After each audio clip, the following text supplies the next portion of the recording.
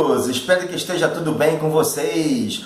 Hoje nós vamos ver que a Torá e os inúmeros escritos rabínicos e textos filosóficos que discursam sobre a sabedoria milenar a respeito da análise sistemática da natureza de Deus, do mundo e dos seres humanos, junto com os filósofos sobre os quais falaremos daqui a pouco, vejam bem, influenciaram a tradição filosófica tanto a cristã quanto a islâmica, a muçulmana. De forma geral, esses estudiosos, meus amigos, eram firmes em relação à crença e à prática religiosa.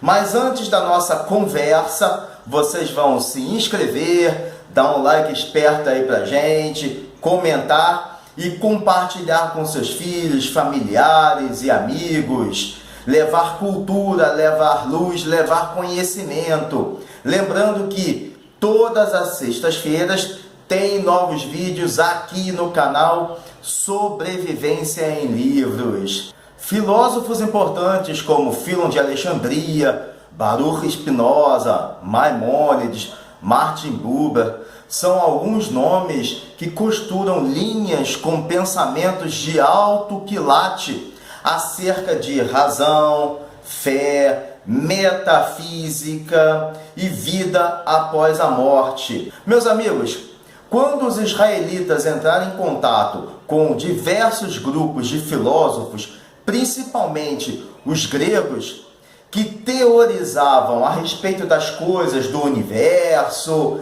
é que os pensadores judeus perceberam a importância de comparar a própria tradição bíblica e rabínica com as ideias comuns nas sociedades nas quais viviam, nas quais estavam inseridos. Todo e qualquer debate era realizado em ágoras. As ágoras eram locais ao ar livre, onde ocorriam diversos debates sobre diversas temáticas diferentes que surgiam a partir de quaisquer assuntos também diferentes. E é isso que a gente precisa, ter ágoras. As escolas são ágoras, as nossas famílias são ágoras, para a gente discutir com educação, debater ideias. Um detalhe importante, meus amigos, não é por menos que diversas pedagogias como a Montessori, a Waldorf e a Escola da Ponte, que eu sempre estou falando aqui, percebem que essa é a melhor forma de ensino-aprendizagem, ou seja, a melhor forma na relação ensino-aprendizagem, o estímulo ao pensamento, o estímulo à dialética, meus amigos. É assim que a gente tem que pensar, debater ideias. Mas, meus amigos, o primeiro filósofo judeu viveu no século I, Filon de Alexandria. Ele viveu no Egito, numa cidade de influência helênica, onde os ensinamentos de Platão eram amplamente estudados. Filon interpretou a Bíblia no sentido bastante alegórico, nos termos da filosofia de Platão. Ou seja, ele misturou o conceito de Platão, das ideias eternas, com a teologia bíblica, apresentando o Logos. E o Logos, nós sabemos que é a palavra, é a razão. E esse Logos é um intermediário entre Deus, que é o Espírito, e o bem, e o mundo, que é a matéria, e por isso potencialmente mal. Mas os judeus, meus amigos, que não sabiam o idioma grego, não conheciam os escritos de Filon. Somente milênios depois, já na Era Moderna, que suas obras foram consideradas parte da herança judaica. Para Filon, os patriarcas Abraão, Isaac, Jacó foram muito mais do que pessoas reais. Eles eram verdadeiras leis vivas. E isso é o respeito à memória. Ele considerava essas pessoas, os patriarcas, verdadeiras leis vivas, enviadas pelo nosso Eterno, a fim de passar seus valores aos homens. Abraão é o símbolo da conquista da perfeição através da revelação. É assim que Philon define Abraão. Já Isaac é o símbolo da perfeição herdada, uma vez que nós sabemos que Abraão é o pai de Isaac. E Sara é tida como a virtude real, a mãe. E Jacó representa a obtenção da perfeição através do treino e do esforço, do empenho. É assim que Philon define as características dos três patriarcas. O apogeu da literatura filosófica judaica aconteceu no século X, entre os judeus que viviam no mundo islâmico. Eles também beberam dessa influência islâmica sem dúvida alguma. Especialistas muçulmanos haviam traduzido, meus amigos, os textos dos filósofos gregos para o árabe. Pessoal, um famoso rabino, médico e filósofo da segunda metade do século XII foi Moshe Maimônides, ou Moisés Maimônides, que viveu entre 1138 e 1204. Ele nasceu na Espanha e viveu durante vários anos no Egito. Ele foi responsável por escrever diversos tratados e comentários sobre a Torá e outros livros também litúrgicos judaicos. Além do importantíssimo Guia dos Perplexos de sua autoria, desenvolveu uma teoria muito importante que une as ideias bíblicas com o racionalismo de Aristóteles. Para eles, Hashem, Deus, não precisava dos sacrifícios de animais prescritos na Torá, mas estavam nas leis apenas por terem e serem o único modo de adoração que teria sido compreensível por aquelas pessoas que viviam naquela época. Para Aristóteles, o universo é eterno, porque toda a evolução representa o fim de uma forma e o início, obviamente, de outra. Então, Aristóteles ainda escreveu que Deus não poderia ter criado o mundo. Vejam bem, uma vez que, agindo assim, demonstraria a necessidade por parte dele.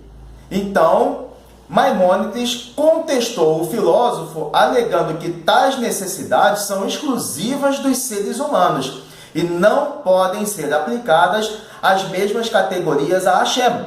Maimônides também define o Criador como a causa primeira e a força motora.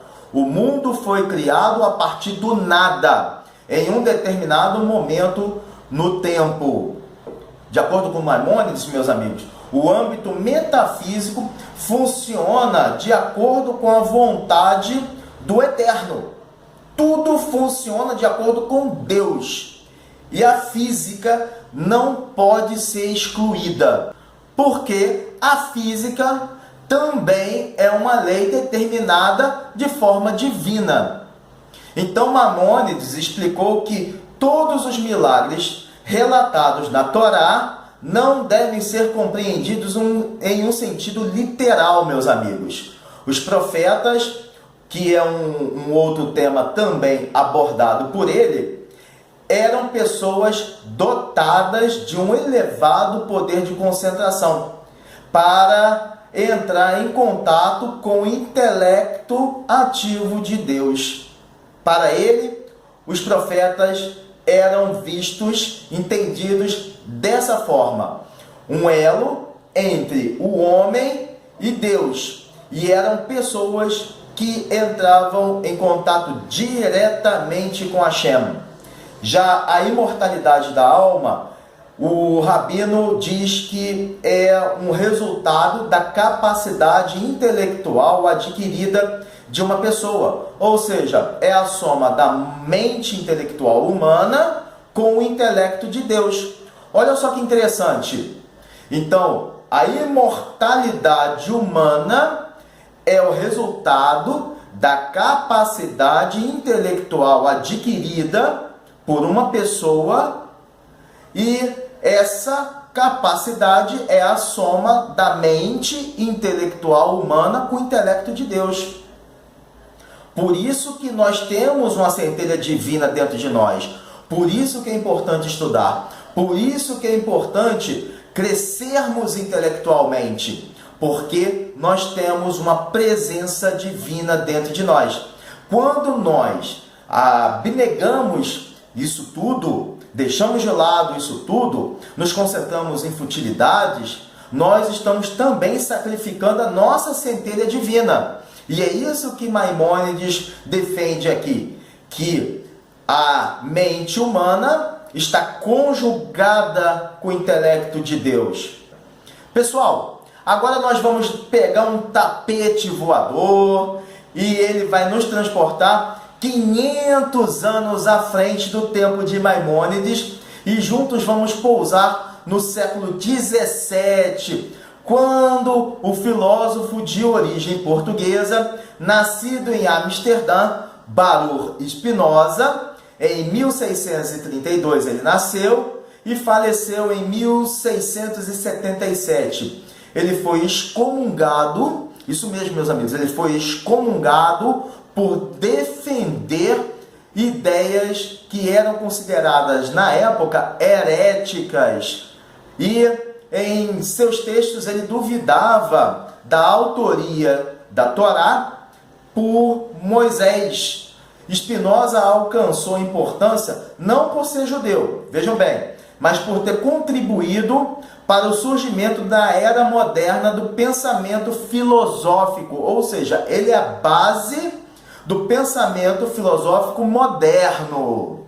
Ao mesmo tempo que a filosofia racionalista florescia entre os judeus de Portugal e da Espanha, vários textos místicos eram escritos, meus amigos. A tradição mística da Kabbalah, vejam bem, a tradição mística da Kabbalah, além de remontar aos judeus lá da Babilônia e também do antigo Israel, serve de ferramenta para explicar a Torá.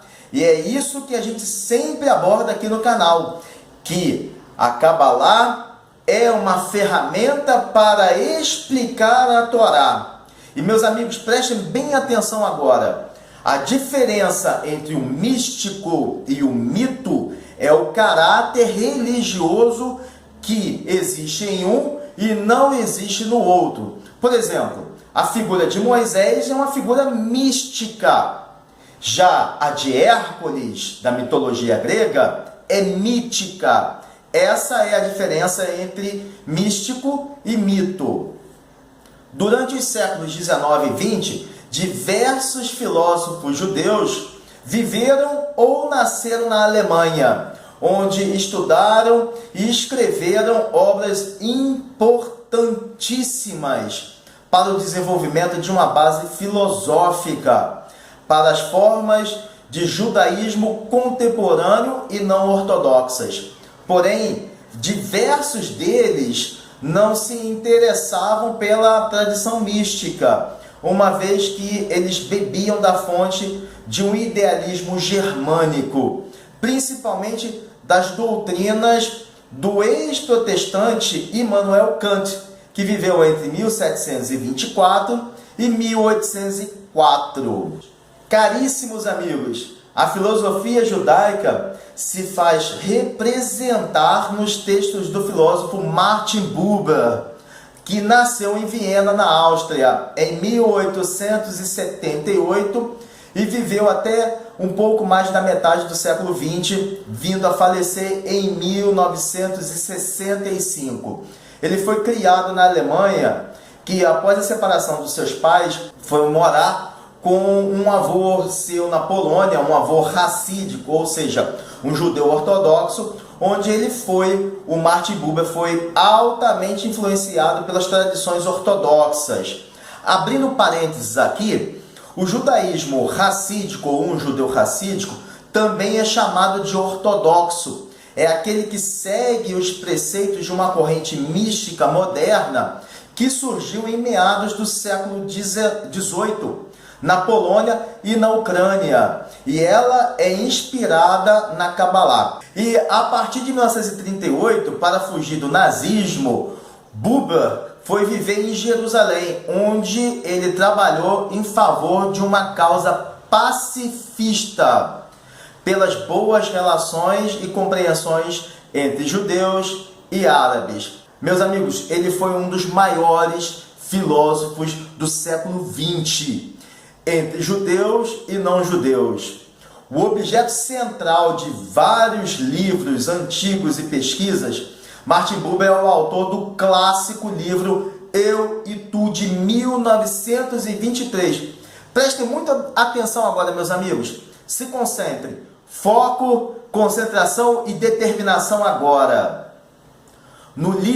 Nesse livro, Eu e Tu, Buber manifesta a esperança de que o relacionamento eu-isto não prevaleça entre os homens, com as pessoas se considerando ou se relacionando como objetos a serem analisadas e usadas umas pelas outras. Perceberam? Vejam só, Buber já se preocupava com essa situação naquela época. Imaginem se ele vivesse agora na nossa era, pessoal. Martin procura a relação eu e tu, em que as pessoas se deparam com uma totalidade, amando e aceitando umas às outras de uma maneira profundamente real. Essa relação se manifesta na verdadeira apreciação da beleza e no amor. Vejam só, olha o que ele diz: estendendo os seus efeitos a todo o mundo, aos olhos do que está certo do amor e se projeta a partir dele. Os homens estão livres do envolvimento com muitas atividades.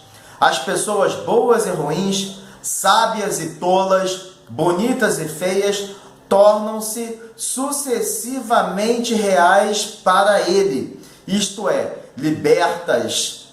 Elas dão um passo à frente em sua singularidade e se defrontam com ele como tu. No pensamento de Martin Buber, as linhas profundas dos relacionamentos eu e tu convergem para o tu eterno, que é Deus, que é Hashem. Para ele, a religião organizada, em todos os seus ritos e formas estabelecidas de oração, resultam de um desejo da expressão organizada no relacionamento eu, tu, por parte da comunidade com o seu Deus. Excepcional, né, meus amigos? Pensem se todos nós respeitássemos uns aos outros e reconhecêssemos de fato que existe uma centelha presente, uma centelha divina presente em cada um de nós e nos outros. Como a nossa vida seria melhor. Como a relação dos homens, entre os homens e a natureza, os animais e todo o mundo, todo o universo seria muito melhor. Realmente é isso que falta para a humanidade. Além disso, meus amigos, Martin Buber afirmava que é mais provável que Hashem, que Deus, seja encontrado pela pessoa que segue seu caminho neste mundo, desejando que esse mundo seja o certo. Quanto à oração, para o nosso mestre Martin Buber, o homem que reza, todo homem que reza, entrega a uma dependência sem limites e sabe que tem, de um modo incompreensível, um efeito sobre Deus, pois quando ele não deseja mais nada para si, testemunha a chama do seu efeito atingir o seu brilho máximo, o seu brilho total. E é isso que acontece quando estamos realmente rezando, quando estamos realmente orando. São palavras de profunda sabedoria. Vocês também ficam imaginando como seriam as aulas desses grandes professores, né? Porque eu fico imaginando, meus amigos, como seria sentar numa universidade, num banco de universidade, tendo professores como Albert Einstein, Martin Buber, Claude Lévi-Strauss, Humberto Eco. Seria um verdadeiro banquete para o cérebro, né, meus amigos? Eu fico aqui imaginando como seria a aula desses, como seriam as aulas desses ícones do intelecto humano. Deveria ser algo assim fenomenal. Eu fico arrepiado, meus amigos. Então, a síntese do trabalho de Buber é uma filosofia centrada no encontro entre o homem, o eu, e o tu, que é Deus. Como o tu não tem fronteiras, inclui a tudo. Quais são as fronteiras de Deus? Não existem. Então é o tudo. Um verdadeiro encontro entre pessoas, ou entre uma pessoa e a arte. Também pode ser a relação o eu e tu. E pois uma outra pessoa ou a arte, ela é experimentada sem rótulos ou limites. E é isso que nós fazemos quando estamos diante de uma pintura, estamos diante de um poema, estamos diante de uma literatura, estamos diante da música. É isso tudo que vai nos despir completamente, pois estamos sem rótulos ou limites. E é consequentemente conectada a tudo, ao eterno. Mozart falava que a música é o som dos anjos. Ele mesmo elevava a música a essa categoria divina. Isso é muito interessante, muito importante. Já as relações eu isso ou eu isto, por outro lado, são as mais típicas do viver superficial e cotidiano, com a pessoa ou o objeto, como algo que é realmente aquilo que cega a pessoa e faz ela acreditar que ela não consegue viver sob outro aspecto a não ser quando tem o aquilo, o isto, o isso, o objeto. É o que ocorre hoje em dia, meus amigos. As pessoas que não conversam mais, é interessante se confraternizar com quem não está ali, com quem está distante. É mais importante isso do que valorizar aqueles que estão ao seu lado, valorizar aqueles que estão perto, valorizar aquela conversa naquele momento, valorizar aquela refeição. Quantas pessoas batem foto de alimentos para mandar para alguém? Por quê? Se eu não vou chamá-las, se elas não vão estar presentes, olha só que coisa absurda. Então as pessoas hoje não conversam mais, não almoçam juntas mais, elas não debatem, não agregam, pois estão vivendo em vícios tecnológicos. Para essas pessoas é mais interessante se confraternizar, como eu disse, com quem está distante do que valorizar aqueles que estão perto. Elas compartilham futilidades visuais, fotos de comidas, bebidas, paisagens que não fazem sentido, confraternizações vazias. Porém, psiquicamente, meus amigos, elas estão doentes. Essas pessoas estão doentes em busca de uma tecnodopamina. Vejam bem, que as satisfaz de maneira tão fugaz quanto qualquer outra droga pesada, como cocaína, heroína, haxixe, metanfetamina e todas outras. E muitas outras, e essa K9, K12, K não sei o que está aparecendo agora. Isso é muito grave. As pessoas estão tecnicamente, ou melhor, tecnologicamente doentes, caso de psiquiatria, meus amigos.